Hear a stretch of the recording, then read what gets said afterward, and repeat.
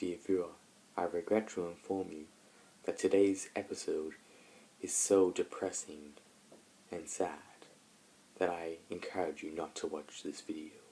Please, turn off your video, turn off YouTube, turn off your computer, and stay away from these tragedies. Thank you.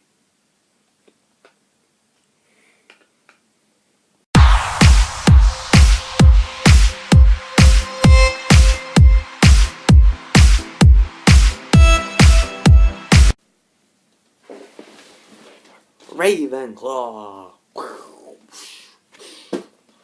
Hello everyone, I'm Moocraft444. Happy New Year, guys. Hope you had a great Christmas. I got for Christmas, if you're wondering, I got some great Ravenclaw merch, like this shirt, that hat, and I also got a jacket. Leave in the comments, how was your Christmas and your New Year's? I had a pretty good one. So today, Netflix released their new series, Lemony Snicket, a series of unfortunate events. This series is based off the book series, which followed the Baudelaire children. After their mansion was burnt down, they have to go live with the evil Count Olaf. But sadly, he makes their life really, really bad. Or you could say, unfortunate.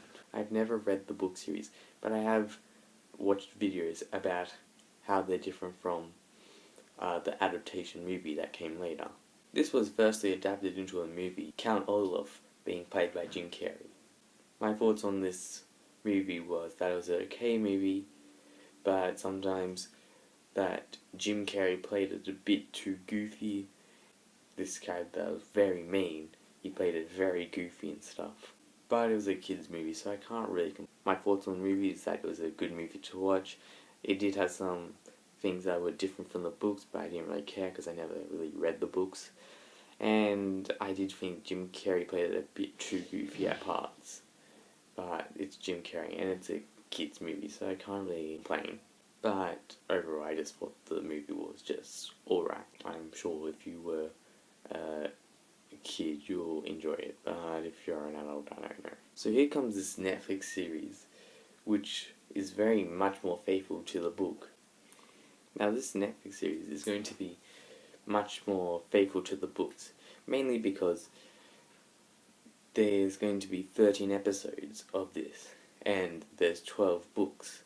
See, the movie only fit in 3 books, plus they made up a bit in the middle of it, because how they actually structured the movie, just to let you know, is they did the first book here, but they cut off the end of the first book and put it at the end of the film.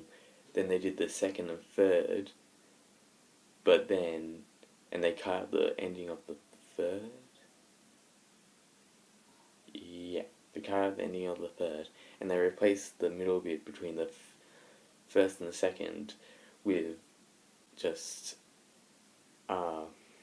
something they made up, which wasn't in the book, which was the train scene, if you know. And I think what they're going to do with this series is, I think they might, I'm not fully sure, because I haven't seen the second episode yet.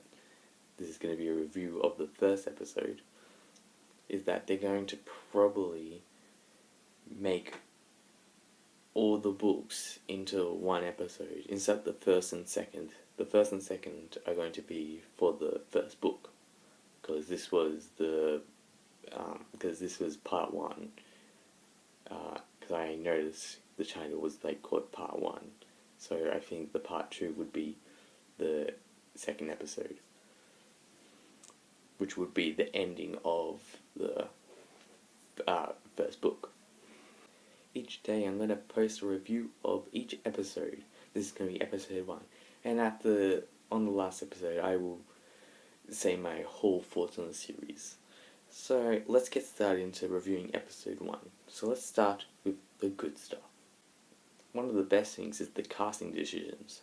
For example, Patrick Warburton as Lemony Snicket, this detective that's investigating Baudelaire's family case, and he plays it very good. in the movie, not to compare and contrast, but it's just a way. In the movie, he was sort of bland. We never saw him. Patrick Warburton very gives this Lemony Snicket this character, and through this episode, I can very much see that he will be good, very good during this series, and I really hope he keeps on going as great as this first episode is gone for him. Also great casting decision was Neil Patrick Harris. I think he was better than Jim Carrey. He wasn't as goofy, he was mean, but he still had some funny lines. And I really think it's great when a villain can actually do that. Not that there was like too many funny lines in this. It was much more serious than the movie, but I really like it that way because this story is mainly about the darkness, and that not everything is about happy endings, happy beginnings, and that there is misery in life, and I really like how the series is going to focus on that, the sadness. And I really like how this character is way meaner than Jim Carrey. Like, he makes them use their toothbrush to clean the bathroom, and then he says that they have to clean their teeth with their own toothbrush. I also really like the writing in this. Mainly, maybe it's because it's just a Netflix series, so they can expand characters, but I really like the neighbor character, played by Joan Cusack. She does a very good neighbor, and she's very nice.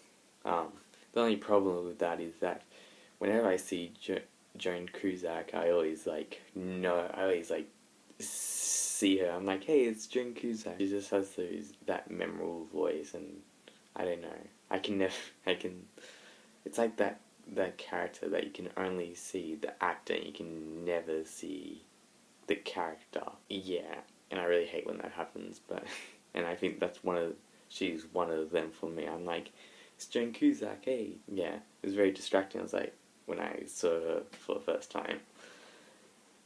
But that's just a nitpick, and that's just my personal opinion whenever I see her in a movie. Also, there's a musical scene in this first episode, and I think it's really good. I think Neil Patrick Harris has a really good voice. Talking about Neil Patrick Harris, I think his makeup and stuff is really good. Like, to go from this to this is really good. It's really well done. Now on to the bad stuff. The CG. Man, I hate CG. I know they wouldn't be able to do this in real life with practical effects, but yeah, I don't like CG. I know it's just one little... It very much suits the style of the direction. Like, it's a very weird style of direction. There are actually really good scenes where it goes from like a really sunny, then you go to somewhere that's really sad, like the Burnt Mansion. It's all black, and then like next door neighbor's house is really sunny and stuff. And then also Count Olaf, since it's misery, it's also like really dark and stuff. And I really like that. Yeah, but I don't like that CG. The girl that plays Violet Baylor, I don't know how to pronounce her name. Freaking idiot! Sorry, I'm not good at pronunciation. Here it is. That's how the name. I don't know how to pronounce that. Lewis Hines, who plays